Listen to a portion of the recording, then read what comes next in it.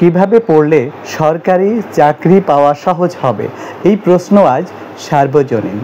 বেশিরভাগ চাকরি প্রত্যাশী মনে করেন যে টাকার জোর বা মামুর জোর না থাকলে সরকারি চাকরি পাওয়া যায় না। কথাটা সত্য, তবে যাদের কোনো যোগ্যতা নেই তাদের জন্য। যাদের যোগ্যতা আছে তাদের সরকারি চাকরি পেতে কোনো টাকার জোর বা মামুর জোর লাগে না। এখন প্রশ্ন হলো, যোগ্যতা কি বা যোগ্যতা বলতে কি বোঝায় বা কিভাবে নিজেকে যোগ্য করে গড়ে তোলা যায়? কিভাবে পড়লে সরকারি চাকরি পাওয়া সহজ হবে কিংবা সরকারি চাকরি পাওয়ার জন্য কিভাবে পড়বেন? আজকের এই আলোচনায় আমরা তা তুলে ধরার চেষ্টা করব। পাশাপাশি কিভাবে নিজেকে সরকারি চাকরি পাওয়ার যোগ্য করে গড়ে তুলবেন সেই বিষয়েও থাকবে কিছু কার্যকরী পরামর্শ। আশা করি না টেনে সম্পূর্ণ ভিডিওটি দেখবেন এবং পরামর্শ টিভি সাবস্ক্রাইব করে রাখবেন। সরকারি চাকরি পেতে হলে অবশ্যই আপনার যথাযথ যোগ্যতা থাকতে হবে। যোগ্যতাগুলো হলো শারীরিক যোগ্যতা, মানসিক যোগ্যতা এবং শিক্ষাগত যোগ্যতা। শারীরিকভাবে সুস্থ, মানসিকভাবে ভারসাম্যপূর্ণ এবং উপযুক্ত শিক্ষাগত যোগ্যতা থাকলেই কেবল আপনি সরকারি চাকরির জন্য আবেদন করতে পারবেন। পরবর্তীতে লিখিত পরীক্ষা, মৌখিক পরীক্ষা এবং শারীরিক পরীক্ষার মাধ্যমে যোগ্য মনে হলেই কেবল আপনি সরকারি চাকরি পেতে পারেন। শুধু সরকারি চাকরি নয়, বেসরকারি চাকরি, ব্যাংকের চাকরি, এনজিও চাকরি, তারপরে সামরিক বাহিনীর চাকরি এবং অন্যান্য চাকরির জন্য নিজেকে যোগ্যরূপে গড়ে তোলার জন্য প্রয়োজনীয় এবং কার্যকরী কিছু টিপস এখানে শেয়ার করা হলো। আপনি যদি চাকরি প্রত্যাশী হন, সাপ্তাহিক চাকরির খবর পত্রিকা আপনার জন্য খুবই প্রয়োজনীয়। নিয়মিত সাপ্তাহিক চাকরির খবর পত্রিকা অনলাইনে পড়তে আপনি ভিজিট করতে পারেন চাকরি.com। এছাড়াও আপনি বিডি জবস এর সাইটটিও ভিজিট করে সরকারি বিভিন্ন চাকরির খবর পেতে পারেন বা সমস্ত ধরনের চাকরির খবর পেতে পারেন। শিক্ষাগত যোগ্যতা কিভাবে বাড়াবেন? দেখুন, শিক্ষা জীবনের শুরু থেকে শেষ পর্যন্ত প্রতিটি পরীক্ষায় ভালো ফলাফল করতে হবে। ভালো ফলাফল করতে হলে অবশ্যই মনোযোগ সহকারে পড়াশুনো করতে হবে। পড়াশোনার মনোযোগ বাড়ানোর উপায়গুলো দেখে নিয়ে তা অনুসরণ করতে পারেন। একাডেমিক জীবন শেষ হওয়ার আগেই শুরু করে দিন সরকারি চাকরির জন্য প্রস্তুতি। সরকারি চাকরি পাওয়ার জন্য অনার্সে পড়া অবস্থায় চাকরির প্রস্তুতি শুরু করতে হয়। অনেকেই পড়াশোনা শেষ করে চাকরির জন্য প্রস্তুতি নিতে শুরু করে, যা তাকে হতাশায় ডুবিয়ে দেয়। সেশন জট, সময় মতো পরীক্ষা না হওয়া ইত্যাদি কারণে শিক্ষা জীবন শেষ হতে চাকরির বয়স অনেকেই হারিয়ে ফেলে। তখন আছে চাকরির বয়স শেষ হয়ে যায়। অনেকেই পড়াশোনায় আগ্রহ হারিয়ে ফেলে। তাছাড়া সুদীর্ঘ সময় ধরে পড়াশোনার কারণে চাকরির পড়াশোনায় অধিকাংশ শিক্ষার্থীর মধ্যে অনীহা দেখা দেয়। তাই সময় থাকতে নিজেকে প্রস্তুত করুন চাকরির জন্য, অর্থাৎ সরকারি চাকরির জন্য।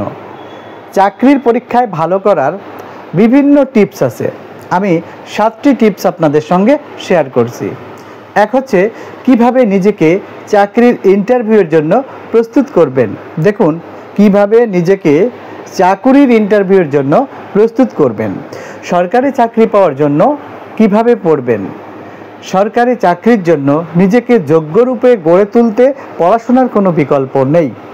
আপনি যদি চাকরির জন্য নিজেকে যোগ্য করে গড়ে তুলতে পারেন তাহলে চাকরি আপনাকে খুঁজবে। মূল কথা হলো, সরকারি চাকরির পরীক্ষায় যে সকল বিষয়ে প্রশ্ন হয় আপনাকে সেই সকল বিষয়ের উপর পরিপূর্ণ জ্ঞান থাকতে হবে। বর্তমানে সরকারি চাকরি যেন সোনার হরিণ সহজে ধরা দিতে চায় না। সরকারি চাকরির প্রতিযোগিতা অনেক বেশি। একটিমাত্র পদের জন্য হাজার হাজার প্রার্থী প্রতিযোগিতা করে থাকে। প্রতিযোগিতায় টিকতে হলে আপনাকে অবশ্যই সর্বোচ্চ যোগ্যতার অধিকারী হতে হবে। সাধারণত প্রতিযোগিতামূলক পরীক্ষার কোনো সিলেবাস থাকে না, তবে যে টপিকগুলো থেকে সাধারণত বেশি প্রশ্ন আসে সেই বিষয়গুলো আমি বিস্তারিত তুলে ধরার চেষ্টা করছি। কিভাবে পড়লে সরকারি চাকরি পাওয়া সহজ হবে, বাংলা বিষয়ের প্রস্তুতি যদি আপনি নেন, সরকারি চাকরিতে সাধারণত বাংলা, ইংরেজি, অঙ্ক এবং সাধারণ জ্ঞান বিষয়ে প্রশ্ন হয়ে থাকে। বাংলা বিষয় থেকে ব্যাকরণ ও সাহিত্য, ইংরেজি বিষয় থেকে গ্রামার ও অন্যান্য, গণিত বিষয় থেকে বীজগণিত, পাটিগণিত ও জ্যামিতি, সাধারণ জ্ঞান বিষয় থেকে বাংলাদেশ, আন্তর্জাতিক, খেলাধুলা ও ইতিহাস বিষয়ে প্রশ্ন করা হয়। আমি যে বিষয়গুলো উল্লেখ করলাম এগুলো ভালোভাবে আয়ত্ত করলেই আপনার প্রস্তুতি নেওয়া হয়ে যাবে এবং সরকারি চাকরির জন্য যে কোনো প্রতিযোগিতামূলক পরীক্ষায় ভালো করতে পারবেন।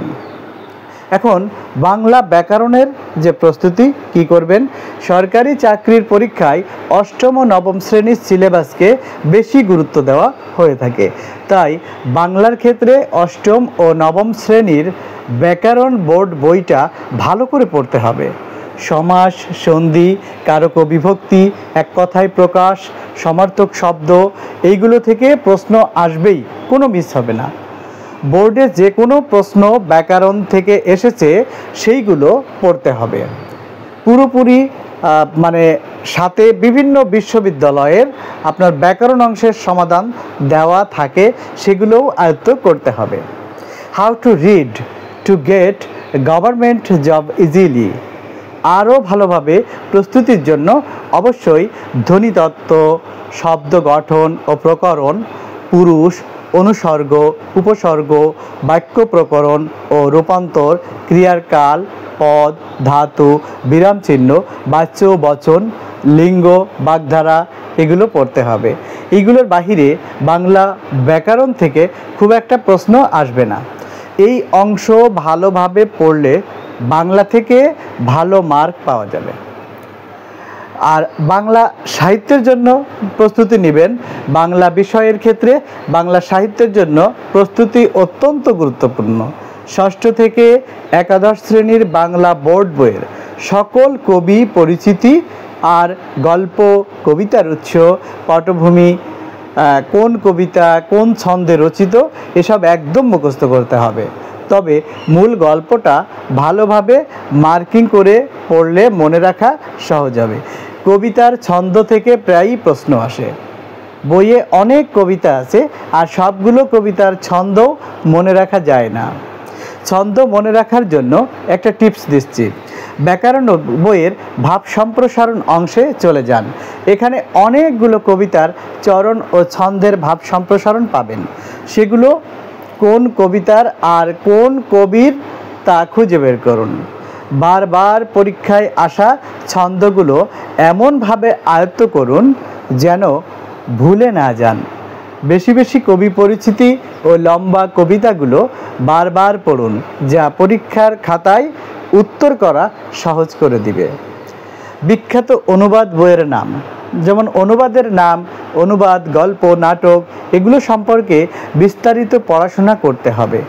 বাংলা সাহিত্যের নামকরা কয়েকজন কবি ও সাহিত্যিক থেকে প্রশ্ন আসে। বিশেষ করে পিএসসির নির্ধারিত কবি ও সাহিত্যিকদের জীবনী ও তাদের কাজ এবং অবদান, এই অংশ থেকে প্রশ্ন আসবেই। তাই এইগুলো ভালো করে পড়তে হবে। নোবেল বিজয়ী সাহিত্যিকদের নাম অবশ্যই মনে রাখতে হবে। পিএসসি নির্ধারিত 11 জন কবি সাহিত্যিক, পিএসসি নির্ধারিত 11 জন কবি সাহিত্যিকগণ কে কে মনে রাখবেন এগুলো: 1. বঙ্কিমচন্দ্র চট্টোপাধ্যায়, 2.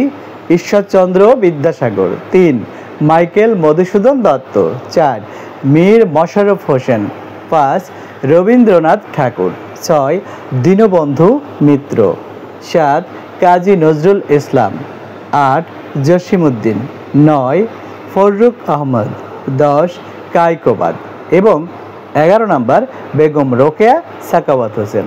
আর পঞ্চকবি হলেন: 1. বুদ্ধদেব বসু, 2. জীবনানন্দ দাশ, 3. বিষ্ণু দে, 4. সুধেন্দ্রনাথ দত্ত, 5. অমিয় চক্রবর্তী। এখানে উল্লেখিত কবি ও সাহিত্যিকদের সম্পর্কে সব শিখে নিতে হবে। সরকারি চাকরির বিভিন্ন প্রতিযোগিতামূলক পরীক্ষায় বিশেষ করে বাংলা অংশে বাংলা ব্যাকরণ থেকে প্রশ্ন বেশি আসে। অনেকেই বাংলা ব্যাকরণ কম পড়ে থাকেন এবং না বুঝে মুখস্থ করেন, যার ফলে ব্যাকরণ থেকে আসা প্রশ্ন সঠিকভাবে উত্তর দিতে ব্যর্থ হন। তাই বাংলা ব্যাকরণ বোঝার চেষ্টা করুন। কিভাবে পড়লে সরকারি চাকরি পাওয়া সহজ হবে? ইংরেজি বিষয়ের প্রস্তুতি।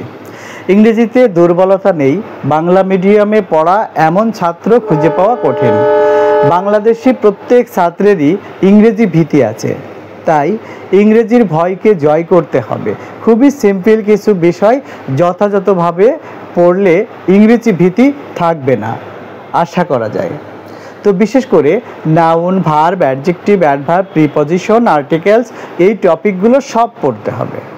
Change to simple, compound and complex, voice change, mood, infinitive, participle, gerund, idioms and phrase, correct word, synonyms and antonyms, vocabulary, right form verb, মূলত এইগুলো পড়লেই প্রায় সব উত্তর দিতে সহজ হবে। নানা ধরনের টেকনিক আছে ইংরেজি গ্রামার মনে রাখার জন্য, তাই অভিজ্ঞ শিক্ষকের তত্ত্বাবধানে থেকে টেকনিকগুলো ভালো করে আয়ত্ত করতে হবে। ইংরেজি প্রশ্ন অ্যানালাইসিস করলে দেখা যায় বেশ কিছু প্রশ্ন ঘুরে ফিরে বারবার আসে, তাই পূর্বের প্রশ্নের ধারা অনুযায়ী পড়তে হবে। ইংরেজি সাহিত্যের ক্ষেত্রে বিখ্যাত কবি সাহিত্যিকদের নাম, কবিতা, গল্প গ্রন্থ, নাটক, আদিযুগ, মধ্যযুগ, নোবেল বিজয়ী কবি সাহিত্যিকদের নাম মনে রাখতে হবে।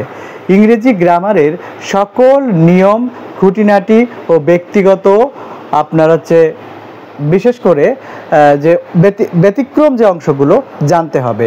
বিশেষ করে sentence, parts of speech, tense, voice, narration, gender, synonyms, antonyms and participles, বিশেষ ধরনের কিছু ট্রান্সলেশন ইত্যাদি গুরুত্ব সহকারে পড়তে হবে।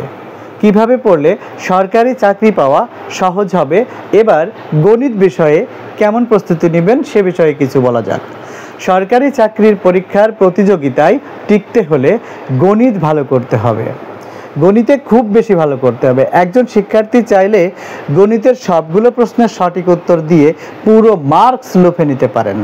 এজন্য অবশ্যই গণিতে খুবই মনোযোগী ও পাকা হতে হবে। পাটিগণিতের প্রস্তুতি কিভাবে নেবেন? বিগত প্রশ্নগুলোকে দেখা যায় নির্দিষ্ট কিছু অধ্যায়ের গণিত প্রশ্নপত্রে ঘুরে ফিরেই আসে।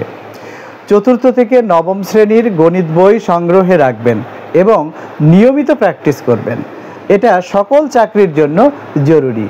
গণিতের ক্ষেত্রে দেখা যায় পাটিগণিত থেকে লাভ ক্ষতি, সুদ কষা, পিতা পুত্র, মাতা কন্যা, অনুপাত, সমানুপাত, ঐকিক নিয়ম, সংখ্যার ধারণা, লসাগু, গসাগু, ভগ্নাংশ, গড়, সময় ও গতিবেগ, দূরত্ব, ধারা ও মানসিক দক্ষতা থেকে প্রশ্ন আসে।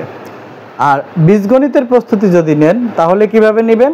বীজগণিতের ক্ষেত্রে বীজগণিতীয় রাশির যোগ বিয়োগ, গুণ, ভাগ, সূত্রের প্রয়োগ ও সূত্রাবলীর প্রমাণ, সরল সমীকরণ, উৎপাদকে বিশ্লেষণ, মান নির্ণয় থেকে প্রশ্ন আসে। জ্যামিতিক ক্ষেত্রে ত্রিভুজ, চতুর্ভুজ, রম্বস, সামান্তরিক, বৃত্ত, জ্যামিতির বিষয়ে খুঁটিনাটি থেকে প্রশ্ন আসে। আমি এতক্ষণ যা বললাম নির্দিষ্ট অধ্যায়ের অঙ্কগুলো নিয়মিত অনুশীলন করলে কমন পাওয়া যাবে। আরও সুবিধা হলো বইয়ের অঙ্কগুলো হুবহু আসে, আর খুব কম সময়েই দেখা গেছে সংখ্যা পরিবর্তন করে আসতে। সেই ক্ষেত্রে নিয়মগুলো আয়ত্তে থাকলে সমস্যা হবে না। বোর্ড বইয়ে দেওয়া উদাহরণ এর অঙ্কগুলো আয়ত্ত করতে হবে। চাকরির পরীক্ষার জন্য বোর্ড বইয়ের পাশাপাশি বাজার থেকে ভালো কিছু ম্যাথ বই কিনে প্র্যাকটিস করতে পারেন, যা আপনার দক্ষতা বাড়াতে সহায়ক ভূমিকা রাখবে। MP3 math review, magic math, professors গাণিতিক যুক্তি, শর্টকাট ম্যাথ, ওরাকল গাণিতিক যুক্তি, এখান থেকে যে কোনো দুইটা বই ভালোভাবে অনুশীলন করতে পারেন। কিভাবে পড়লে সরকারি চাকরি পাওয়া সহজ হবে? সাধারণ জ্ঞান বিষয়ের প্রস্তুতি কিভাবে নেবেন? সাধারণ জ্ঞান বিষয়ের নির্দিষ্ট কোনো সিলেবাস নাই। চলমান ঘটনাকে কেন্দ্র করে সাধারণত সাধারণ জ্ঞানের প্রশ্নগুলো বেশি করা হয়। তাই সাধারণ জ্ঞানের জন্য ভালো একটা বই সংগ্রহ করে তা নিয়মিত চর্চা করতে হবে। আজকের বিশ্ব, নতুন বিশ্ব, জ্ঞান সিন্ধু, মেডি জ্ঞানকোষ এগুলো থেকে যে কোনো বই কিনে নেবেন, সাথে প্রতি মাসের কারেন্ট ওয়ার্ল্ড ও বা কারেন্ট অ্যাফেয়ার্স, দেশ বিদেশের সাম্প্রতিক তথ্যগুলো জানা থাকতে হবে। প্রতিদিন নিয়মিত বাংলা ও ইংরেজি খবরের কাগজ পড়তে হবে। How to read to get government job easily. আন্তর্জাতিক বিষয়াবলী প্রস্তুতি। সাধারণ জ্ঞানের ক্ষেত্রে আন্তর্জাতিক বিষয়াবলীর জন্য বিশ্বের বিভিন্ন দেশের মুদ্রা ও রাজধানীর নাম, বিখ্যাত প্রণালী, দেশ বিদেশের বড় ও বিখ্যাত নদী, খাল, বিখ্যাত স্থাপনা, বৃহত্তম ক্ষুদ্রতম বন্দর, জলপ্রপাত, ঐতিহাসিক স্থান, ইতিহাস জড়িত ঘটনাবলী, আবিষ্কার, পুরস্কার, বিখ্যাত ব্যক্তিদের উল্লেখযোগ্য কর্ম, অবদান ও তাদের জীবনের সাথে জড়িয়ে থাকা সাল থেকেই প্রশ্ন বেশি আসে। তাই উল্লেখিত বিষয়গুলো ভালোভাবে আয়ত্ত করতে হবে। বিভিন্ন দেশের সমালোচিত প্রেসিডেন্ট ও প্রধানমন্ত্রীর নাম, বিভিন্ন সময়ে সংগঠিত যুদ্ধ সম্পর্কে জানতে হবে। বাংলাদেশ বিষয়াবলীর প্রস্তুতি যদি নেন, সাধারণ জ্ঞান বিষয়ে বাংলাদেশ সম্পর্কে বাংলাদেশের সৃষ্টির পূর্বে প্রাচীন শাসনামল অর্থাৎ মোঘল আমল, ইংরেজি শাসনামল, প্রাচীন সভ্যতার ইতিহাস ইত্যাদি ভালোভাবে জানতে হবে। বাংলাদেশের স্বাধীনতা যুদ্ধের ইতিহাস, ভাষা আন্দোলন, 1954 সালের নির্বাচন, 1966 সালের 6 দফা আন্দোলন, 1968 থেকে 69 সালের গণ অভ্যুত্থান, 1970-এর নির্বাচন, 1971 সালের অসহযোগ আন্দোলন, 7ই মার্চের ঐতিহাসিক ভাষণ, স্বাধীনতা ঘোষণা, মুজিবনগর সরকারের গঠন ও কার্যাবলী, মুক্তিযুদ্ধের রণকৌশল, মুক্তিযুদ্ধের বৃহৎ শক্তিবর্গের ভূমিকা, পাক বাহিনীর আত্মসমর্পণ এবং বাংলাদেশের অভ্যুদয় সম্পর্কে জানতে হবে। বাংলাদেশের জনসংখ্যার মধ্যে বাংলাদেশের সংগঠিত হওয়া আদমশুমারিতে জনসংখ্যা, নারী পুরুষের সংখ্যা, জন্ম ও মৃত্যুর হার, শিশু মৃত্যুর হার, মাতৃ মৃত্যুর হার, শিক্ষার হার, খানা, গ্রাম, ইউনিয়ন পরিষদ, উপজেলা, জেলা ও বিভাগের সংখ্যা, মাথাপিছু গড় আয়, জিডিপি জানতে হবে। আদিবাসীরা কারা বা ক্ষুদ্র জাতিগোষ্ঠীরা কোন জেলায় কারা বাস করে, জাতিগোষ্ঠীর বিশেষ বৈশিষ্ট্য, উৎস, পিতৃপ্রধান মাতৃপ্রধান জাতি, ধর্ম, সংস্কৃতি, পোশাক ইত্যাদি জানতে হবে।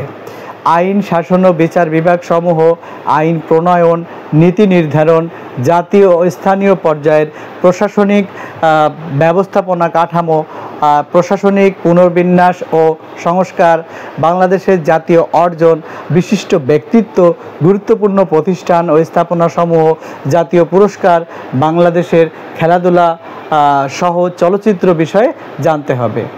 বাংলাদেশের বাজেট উন্নয়ন, বিভিন্ন জাতীয় দিবস, আন্তর্জাতিক দিবস, গুরুত্বপূর্ণ স্থাপনা, অর্থনৈতিক কর্মকাণ্ড, নদীনালা, ভৌগোলিক অবস্থান, খনিজ সম্পদ, বিখ্যাত স্থান, শিক্ষা প্রতিষ্ঠান, মুরাল, ভাস্কর্য, যোগাযোগ ব্যবস্থা, বিভিন্ন জাতীয় বিষয়াবলী, আবিষ্কার, উদ্ভাবন, চিত্রকর্ম, স্মরণীয় বরণীয় ব্যক্তিত্ব, বীরশ্রেষ্ঠ, বীর প্রতীক, বীর উত্তম, প্রাকৃতিক দুর্যোগ, বড় বড় অর্জন ইত্যাদি জানতে হবে।